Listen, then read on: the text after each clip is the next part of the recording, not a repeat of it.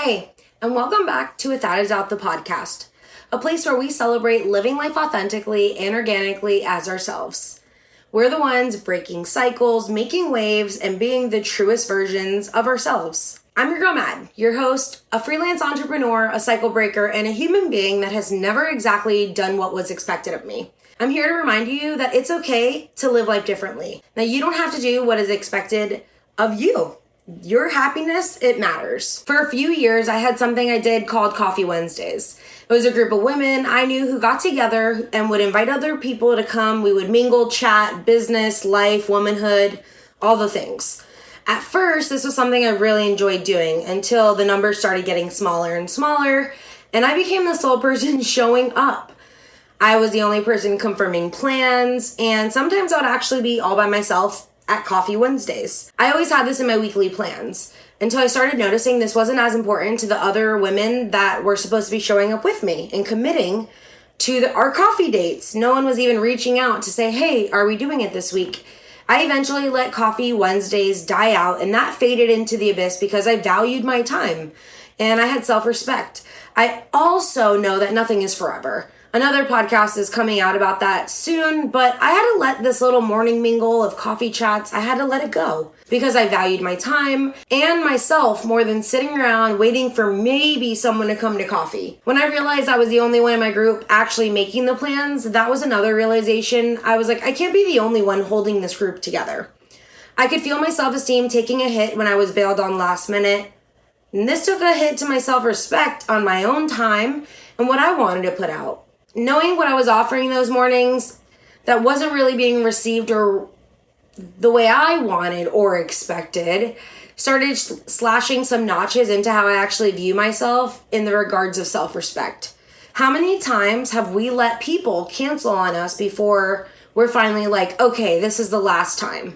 Or how many times do we ask for help over and over and then we see it's just not happening before we just do it somewhere else? Self-respect is pride and confidence in oneself. It's the feeling that one is behaving with honor and dignity. Self-respect is loving yourself. It's treating yourself with care. It's the result of staying true to your values. Have you ever said to yourself, I respect myself too much to do blank, blank, blank, or I have enough self-respect to know I didn't deserve that? There are moments that I have said this to myself, or maybe you're actually like, no, I've never said that. I don't feel like I even know what self-respect I have. Well, this is the episode for you. Or if you were saying that, you might be nodding your head in agreement with this because I think self-respect is a really important topic. It's something that, for me, this is with my Coffee Wednesdays. I knew I had enough self-respect that I could use my time and energy better into other places and purpose in my life. I've also done a few temp jobs, and I think this is a really great story. There was a time that Kendra and I got to work together. We did all these temp jobs. One of them was working for the Miami Dolphins and doing the retail store. If you've ever done any temp work, you kind of know a lot of the managers in those places treat the staff like they're less. You're usually hired for a day or just a few weeks. Well, if you don't know how the temp world goes, that's exactly it. They just treat you like you're less than. And on this specific day, we had gone into work in the retail store, and as soon as I got there, we were instructed to find the manager. Let's call her Mrs. Wanda, and we let her know who we were. We were from so-and-so agency, and she was very dismissive. She was rude, actually, brushed us off, and was told, just go stand over there. Well, I always have to go to the bathroom. I always have to pee. So I was like, I'm going to go to the bathroom before we start this. And when we were in the bathroom, I was telling Kendra, I'm like, you know what? Like, let's just clock out and go. Like, I don't need this job. I have too much self-respect, like, fuck it, let's dip. But we didn't. Working with Kendra is usually like the little angel on my shoulder, and she's like, we're already here, like, and we have great work ethic. So let's just show her how badass we are, and we have enough self-respect not to quit for this kind of stuff. So we just bossed it out and worked. Sure enough, the shift ends and the next game rolls around, and we get an email requesting Kendra and I work in her store. Do you think that we went back to work for Mrs. Wanda? Hell no. I was laughing. It was hysterical to me that she wanted us to come back because at first she was so dismissive, but as she realized as the night went on, Kendra and I were actually very intelligent. And not just that, we can do the jobs. capable, more than capable, honestly. And a lot of times these temp people aren't as capable. I get it. That's why a lot of these people do temp work. At the end of the day, we end up declining the invite to come back and work in the retail store. Why? Because her mistreatment and lack of respect was just a huge turnoff. Any managers who treat you while you're working anywhere like you are a peasant, I always think in my mind, like, I can't change that manager. I'm not working here for full time, but I think to myself, those managers need to go back to management classes. So maybe my self-respect is knowing, like, you know what, Madison, I know you can do a better job. I know you can do this. This person might be treating you this way at this job, but you don't have to come back. A reminder to all managers, a little reminder to you. A little respect to others goes a long way. And it goes a hell of a lot further to someone who has self-respect for themselves. Self-respect and self-esteem are also different. I had a conversation with someone the other day about this, and I just was like, this is great. Self-respect and self-esteem are also different. One, you know what you will or won't tolerate, and one is what you tend to think about yourself based off of what you've heard about yourself. Self-respect is a positive self of oneself, where self-esteem is more like feelings towards oneself based off the input or criticism, and a lot of times self-esteem is like a negative thing. It's a positive thing. You can have positive self-esteem, but a lot of times it's like you have low self-esteem. And your self-esteem is one of those things, it fluctuates, where self-respect is a place you hold yourself to. I love that about self-respect. It is like, it's where you lie. Here are some of the examples of actions that might actually build your self-respect. And I think this is great. Earning your money successfully and honestly, without harming anybody else, without going against your own ethical values or morals, like doing what feels right to you. Making money your terms, your way. Doing things that help others is what's going to help you build self-respect, and it gives you the confidence to make money moves and better purposeful life decisions. Also, calming ourselves and speaking to someone with care, even if we're upset and angry. The way we talk to ourselves, the way that we talk to others is really important. Hi, it's me. I am working on this, and this is why I think this is an important one to talk about. These podcast episodes are really also about, like, me and what I'm experiencing in my life and how I feel I need to share. I am not perfect, and I know that, and I have my flaws, right? I know I have a lot of expectations, especially for others. Hello, I made a whole podcast episode about the realities of expectations because I myself am working through that stuff. But I think, like, I am human. I have faults, and I do feel awful when I maybe speak down to someone or I have an expectation for someone and then I'm a little bit like, what the fuck? And I have done this to my own partner. Sorry, Kendra, we talk about this. I am working on this. I have done this. I will tell you firsthand, it also doesn't feel good to do this. I think back about it and I'm like, wow, I take accountability. Like, I shouldn't have done that. I will tell you firsthand, this does not help your self-respect. Learning to speak to others on an equal understanding level is truly a quintessential part of having the utmost respect for yourself. In those moments when we haven't exactly made the good choice and we aren't really proud of ourselves, self-respect drives us to choose differently, making better decisions. We can take new actions, we can create better outcomes for ourselves, and we can set us up for a path to recover on maybe a positive sense of actually who we are.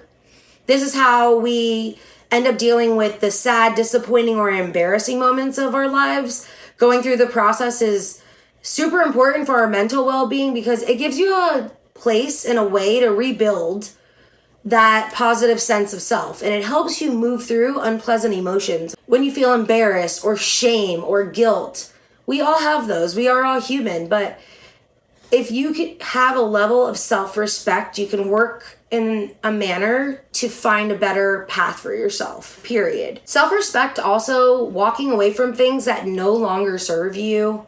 Friendships, jobs, partners, careers, situations. Knowing it's time to move on when you've outgrown is mad self-respect. It's such a hard decision. This isn't you not caring. You probably care more than you should, and it's one of those things that's like making you think, is this an irrational thought to walk away from? But I always think about, like, are you weighing out your pros and cons? Does this serve you? Is it fulfilling you? Is this part of your purpose? And do you ask yourself, like, eventually, when is enough enough?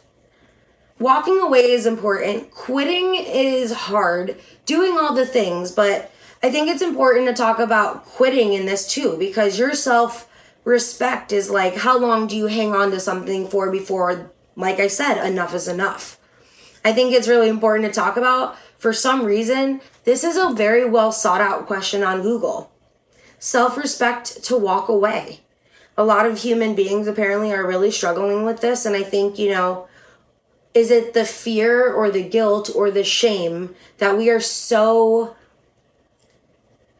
hell-bent on that thought? Like, we're going to let somebody else down or let ourselves down, or are we just so fearful? What is it? I know, like, I myself have also had a handful of things I've had to walk away from. I know my self-worth. Self-worth runs super deep into self-respect. Knowing the ins and outs of who you are is super crucial. Respecting yourself enough to walk away from things that don't actually serve you anymore is so important for your well-being and growth. And it can be so challenging, but it can actually lead you into a more fulfilling and authentic life. Walking away can also signify that you deserve respect and that you are willing to set boundaries. Knowing that walking away isn't actually failure, or that learning that you can quit, leave, or end something that isn't propelling you into a better life is the truest version of self-love, and learning that is really the self-respect. This may be the hardest part, like I said earlier, in self-respect, knowing that it no longer serves you and allowing that end to come near. Ending those toxic cycles is how you're going to harness the truest magic and leaning into self-respect.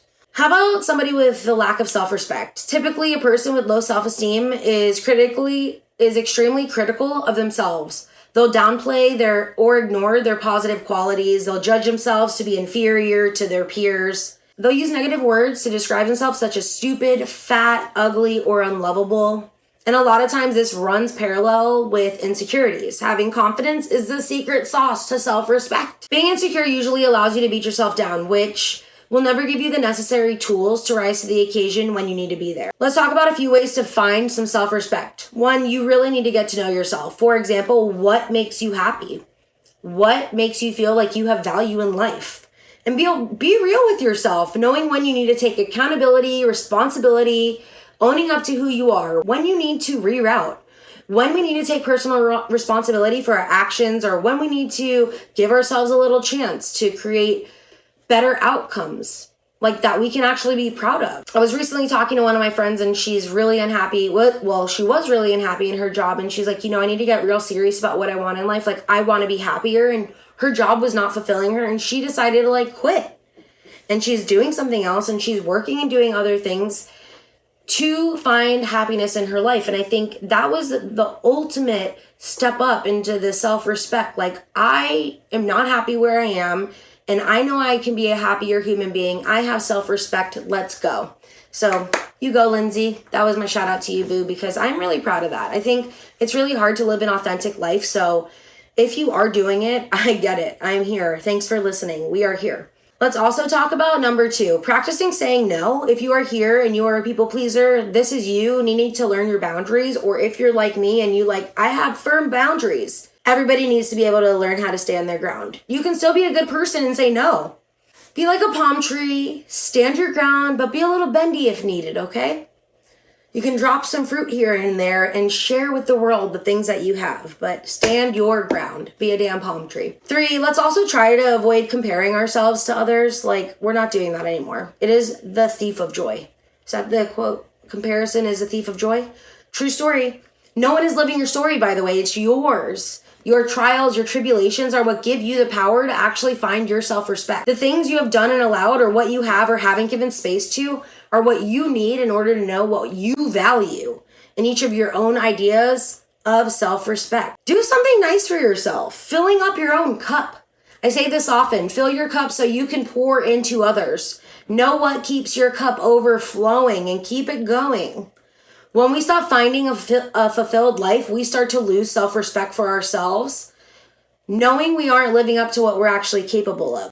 Real lasting pride and happiness comes from knowing you have acted in line with your values, treating yourself and others with care and dignity. And by the way, if you aren't finding the evidence you want when you reflect on your actions, you have the power to be who you want.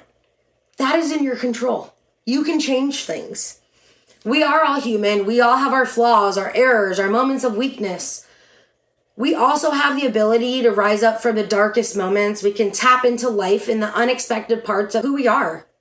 And most importantly, we can evolve ourselves into who we want to be, who we aspire to be. Self-respect is the key element in being able to crack the code for success. Knowing our value and self-worth contribute to how and what we put out into the world. If you got this far into the episode, I hope you've given my show a rating at some point because I love you for listening always this far. That means you're a real MVP. Is it MVP? VIP? They're both things, right? That are important. Anyway, if you got this far into the episode, I hope you know that I appreciate you so much. You are the real. And I hope you can give me a rating on any of the streaming services you listen. I hope you look forward to these podcast episodes, and I hope you know that you are also, without a doubt, a badass. Don't you forget it, and if you do, I will be here next Wednesday to remind you again. Thanks for being here. As always, XOXO, your girl Matt.